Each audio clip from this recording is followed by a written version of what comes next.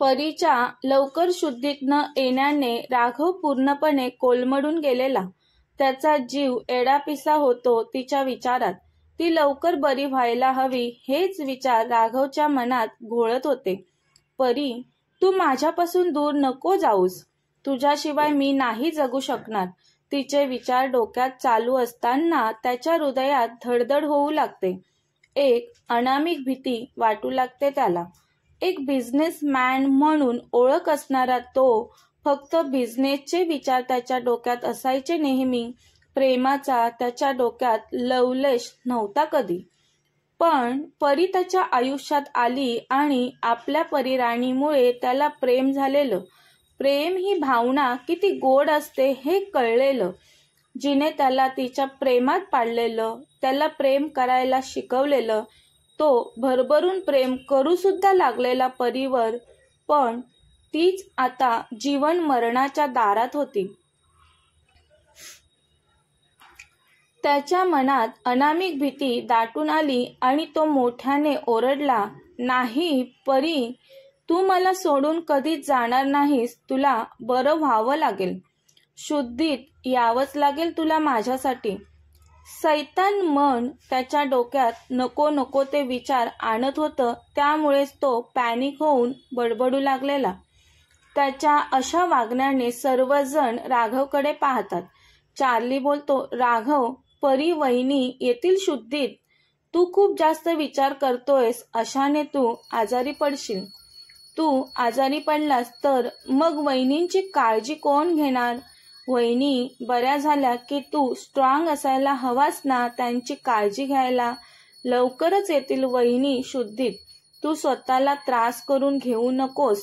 Please, वहिनींसाठी तरी राघव ऐक माझं. चार्ली राघवला मिठी मारत स्वतःच्या हाताने त्याचं तोंड दाबत चार्ली त्याचं रडू आतल्या आत दाबून ठेवतो. तो जिगरी मित्र असतो राघवचा आणि त्याचा स्ट्रॉंग मित्र असा कोलमडलेला पाहून चार्लीला रडू कोसळत होतं. पण त्याने राघवसाठीच ते ओठांवर नाही येऊ दिलं. आतल्या आत घुटकलं. राघव तर सैरभैर झालेला. परीशिवाय जगणं विचारच करू शकत नव्हता तो. तिचं त्याच्या आयुष्यात किती अनमोल स्थान आहे. ती असेल तर त्याच्या जीवनाला अर्थ होता, नाही तर तिच्याशिवाय त्याच्या जीवनाला काहीच अर्थ नाही. तिची सवय झालेली त्याला. स्वतःपासून 2 दिवस तिला दूर पाठवायला जीवावर आलेलं आणि आता ती शुद्धीत येत नव्हती. ती कधी एकदा शुद्धीत येते आणि मी तिला पाहतोय असं झालेलं त्याला. तो परीवर जीवापाड प्रेम करू लागलेला. मनातील असंख्य विचारांनी आणि तिच्या काळजीने त्याच्या मनाची चलबिचल उडालेली. तिचा चेहरा सारखा त्याच्या डोळ्यांसमोर येत होता आणि हृदयाची धडधड जास्तच वाढत चाललेली. हृदयाची स्पंदनं वाढलेली. अस्वस्थ वाटत होतं त्याला. शेखर राघवची अवस्था पाहून राघवजवळ येतात. बोलतात, तू खूप काळजी करतोयस ना सुनबाईंची. खूप प्रेम करतो सुनबाईंवर. त्यांना शुद्धीत यावंच लागेल राघव तुझ्यासाठी. तुझं त्यांच्यावर असणाऱ्या प्रेमासाठी. तुला असं अर्ध्या वाटेवर सोडून कोमात जाण्याचा विचारही नाही करणार सुनबाई. तुझ्यासाठी त्या नक्की परिस्थितीशी लढून शुद्धीत येतील. नको टेन्शन घेऊस राघव तू. खरं तर शेखर यांनाही खूप टेन्शन होतं. त्यांची सून बिकट परिस्थितीत होती म्हणून. पण मनात आशा होती. परमेश्वरावर श्रद्धा होती. सुनबाई लवकर बऱ्या होतील हा पॉझिटिव्हनेस जवळ बाळगून होते ते आणि घरचे सगळेही. तेवढं पुरे होतं परी बरी होण्यासाठी. मिस्टर राघव इनामदार पेशंट शुद्धीवर आल्या आहेत, डॉक्टर बोलतात. खरंच या आविर्भावात राघव डॉक्टरांकडे पाहतो. डॉक्टर बोलतात, मिस्टर राघव, आता काळजीचं कारण नाही. आउट ऑफ डेंजर आहेत तुमच्या वाईफ. हॉस्पिटलमध्येच अंडर ऑब्झर्वेशनमध्ये आम्ही त्यांना ठेवणार आहोत. त्या पूर्ण बऱ्या झाल्यावर त्यांना डिस्चार्ज देऊ. आता तुम्ही त्यांना भेटू शकता, पण एकानेच कोणीतरी आणि तेही फार कमी वेळ. पेशंटला त्रास नाही झाला पाहिजे पेशंट स्वतःला त्रास करून घेऊन हायपर नाही होणार याची काळजी घ्या सर्वांनीच, डॉक्टर बोलून निघून जातात. पण आता डॉक्टर जे काही बोललेले त्यांचे शब्द ऐकून सगळ्यांचा आनंद मनात गगनात मावेना असा होता. परी शुद्धीवर आली हे ऐकून चार्ली राघवच्या खांद्यावर हात ठेवून चेहऱ्यावर थोडं हसू आणत आनंदाने बोलतो, राघव जा, वहिनींना भेटून घे. राघव तसा तडक चार्लीला घट्ट मिठी मारून रडू लागतो. त्याच्या डोळ्यातील टपटपणारे अश्रूच सांगत होते तो परी वहिनींवर किती प्रेम करतो ते. चार्ली त्याला, जा राघव लवकर, वहिनींसमोर असं रडत जाणार आहेस का? त्यांना नाही आवडणार रडक्या राघवला पाहायला. तसा राघव हलकं हसून परीकडे धाव घेतो. आनंद अश्रू होते ते त्याचे. परी शुद्धीत आली हे ऐकून आलेले. कंठाशी आलेला त्याचा जीव सुखावलेला आता. तो एक एक पाऊल परीजवळ जात होता. ती दाराकडेच टक लावून पाहत असते. तो कधी नजरेस पडतोय असं तिला झालेलं. समोरून त्याला येताना पाहून तिच्या डोळ्यातून अश्रू ओघळायला सुरुवात होते. आता दोघेही एकमेकांकडे पाहत असतात. राघव तिच्याजवळ बसून हलकच तिच्या कपाळावर ओठ टेकवतो आणि एकटक पाहत असतो तिच्याकडे. ती त्याचा उतरलेला चेहरा पाहून बोलते, अहो मी ठीक आहे. तुम्ही काय अवस्था करून घेतली स्वतःची? तो तिच्या ओठांवर बोट ठेवून शांत झोप बोलतो. डॉक्टरांनी सांगितलंय तुला आराम करायला. तिच्या डोळ्यातील अश्रू हळूवार पुसत बोलतो, रडू नकोस परी, तुला त्रास होईल. तुला त्रास झालेला मला नाही सहन होत, माहिती आहे ना तुला. त्याने काही बोलू नको असं म्हटलं होतं तिला. नवऱ्याचा आदेश लगेचच फॉलो करतात परीराणी एकदम चूप होते ती. पण डोळ्यातील अश्रूंना आदेश कळत नव्हता. ते थांबायचं नाव घेत नव्हते. तिच्या डोळ्यातील अश्रू पाहून राघव अस्वस्थ होतो.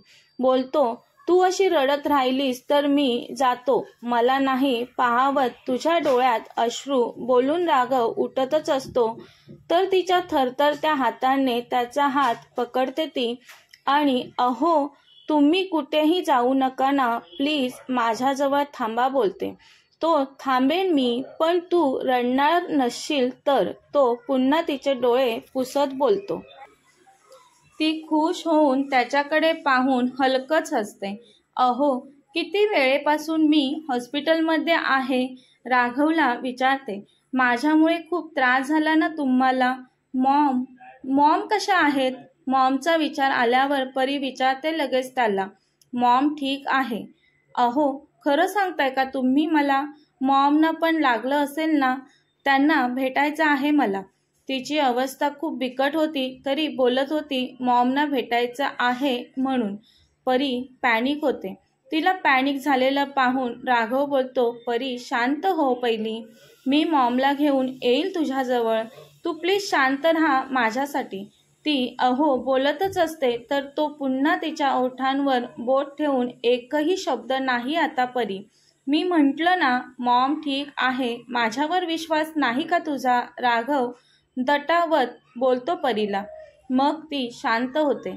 तिला बोलायला त्रास होत होता तरी काळजीने बोलत होती ती, होणाऱ्या त्रासाकडे दुर्लक्ष करून. राघवला तिची तळमळ कळत होती पण आता त्याच्यासाठी ती महत्वाची होती. तो तिच्याजवळ काही वेळ बसून होता. तिला झोप लागते तसा तो त्या खोलीतून बाहेर येऊन, चार्ली कोणाची एवढी हिंमत झाली माझ्या माणसांकडे नजर वर करून पाहण्याची? 2 तासात कळायला हवं मला. ज्या कोणी हे ॲक्सिडंट घडवून आणलंय त्याची तर मी अशी वाट लावेल, त्याला एवढ्या वेदना देईल की त्यांनी मरण मागितलं तरी मी त्याला मरूही देणार नाही आणि सुखाने जगूही देणार नाही. चार्लीला त्याचा मित्र परत त्याच्या मूळ रूपात आलेला पाहून खूप बरं वाटतं. राघव, तुला हवी असणारी माहिती मी काढतो. आता लगेच कामाला लागतो मीही सोडणार नाही ती व्यक्ती, जी कोणी असेल तिला. बोलून चार्ली हॉस्पिटलमधून निघून जातो. शेखर यांनी शालिनी यांना लगेच बातमी कळवली सुनबाई बऱ्या झाल्या म्हणून. परी बरी झाली ते ऐकून शालिनी यांना मनोमन आनंद झाला. राघव आता मॉमजवळ येऊन मॉम परी बरी झाली बोलतो. शालिनी आनंदात राघवकडे पाहत बोलतात, राघव, तुझं प्रेमच परीला लवकर बरी करू शकलं बाळा.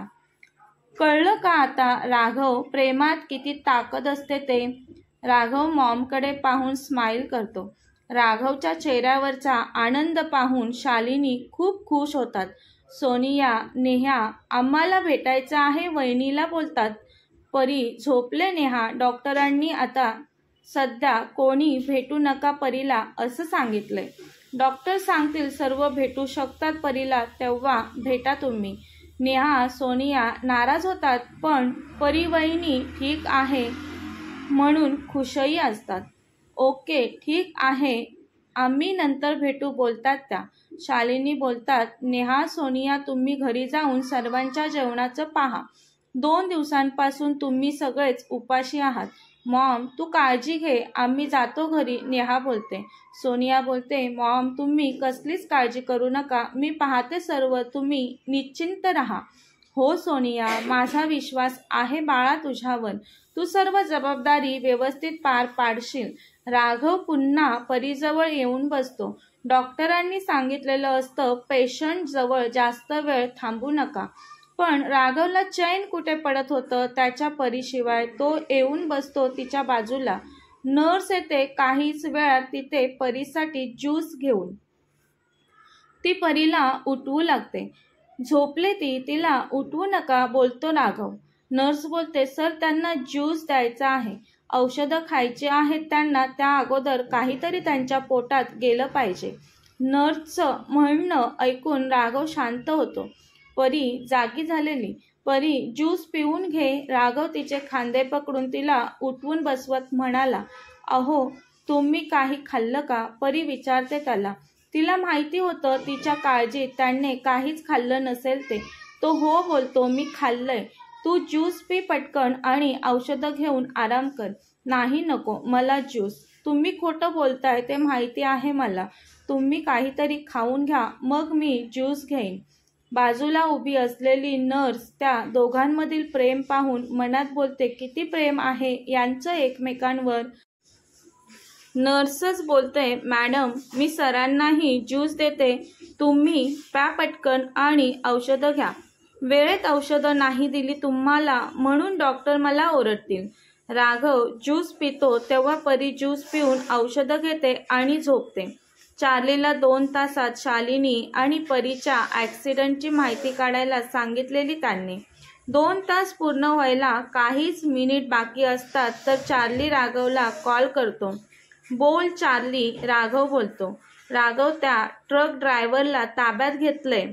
तो बोलतोय, कियारा शेखने त्याला सुपारी दिलेली कारचा ॲक्सिडेंट घडवून आणण्यासाठी. राघव रागाने मुठी आवळतो. कपाळावर आठ्या जमा होतात त्याच्या. तिची एवढी हिंमत, चार्ली ताब्यात घे तिला. हो राघव बोलून चार्ली कामाला लागतो. चार्लीची माणसं कियाराला ती पबमध्ये डान्स करत असतानाच उचलतात आणि एका भल्या मोठ्या अंधाऱ्या रूममध्ये लॉक करून ठेवतात. राघव सांगेन तेव्हा तिला योग्य ती शिक्षा मिळणारच होती. तोपर्यंत तिला फक्त कोंडून ठेवलेलं, खूप हलक्यात घेतलेलं तिने राघवला. तिला वाटलं तिने ॲक्सिडेंट घडवून आणला हे कोणाला कळणार नाही. पण चार्लीने 2 तासाच्या आत ॲक्सिडेंट मागे तीच आहे हे शोधून काढलं. परीला 1 आठवडा होतो आता हॉस्पिटलमध्ये. शालिनी यांना 4 दिवसांनी डिस्चार्ज मिळालेला. त्या घरी गेलेल्या सुद्धा. परीला डॉक्टरांनी नव्हता डिस्चार्ज दिला अजून. या आठवड्याभरात राघवने परीला एकही क्षण अंतर नव्हतं दिलेलं. तिची पुरेपूर काळजी घेत होता तो. राघवचं आपल्याप्रती असलेलं प्रेम पाहून ती भारावून जाते. मी यांचं ऐकलं असतं तर माझ्यावर ही अशी वेळ आली नसती, परी मनात विचार करते. तिने अजून तिच्या वागण्याची राघवकडे माफी मागितलेली नसते, पण त्याने तर तिला कधीच माफ केलेलं. तिने माफी मागावी हा विचार त्याच्या मनाला स्पर्शून सुद्धा गेला नव्हता. मिस्टर राघव, तुमच्या वाईफ आता 95% रिकवर झालेत. आम्ही आता त्यांना डिस्चार्ज देतोय. तुम्ही त्यांची घरी काळजी घेऊ शकता. राघव डॉक्टरांना भेटायला गेलेला तेव्हा डॉक्टर राघवला सांगतात, ओके थँक्स डॉक्टर बोलून राघव तिथून बाहेर पडतो. आज परीला डिस्चार्ज मिळणार म्हणून तो मनोमन खुश असतो. त्याच्यासाठी आज तो परीला घरी घेऊन जाणार हा आनंद खूप मोठा असतो. परीसाठी राघवने सरप्राईज ठेवलेलं. तो तिला बंगल्यावर घेऊन नव्हता जाणार. तो तर म्हटल्याप्रमाणे चार्लीचं लग्न झाल्यावर आपण पॅलेसवर राहायला जाऊयात ते अंमलात आणणार होता. तो परीला घेऊन सरळ पॅलेसकडे निघालेला. इथून पुढे ते सगळे पॅलेसवर एकत्र राहणार होते. घरातील सर्वजण पॅलेसवर 2 दिवस अगोदरपासून शिफ्ट झालेले आणि आता राघव परीला घेऊन पॅलेसवर निघालेला. कथेचा पुढील भाग पाहण्यासाठी चॅनलला सबस्क्राईब करा. कथा आवडल्यास लाईक, शेअर आणि कमेंट करायला विसरू नका. कथेचे यापूर्वीचे सर्व एपिसोड प्लेलिस्टमध्ये सेव्ह आहेत.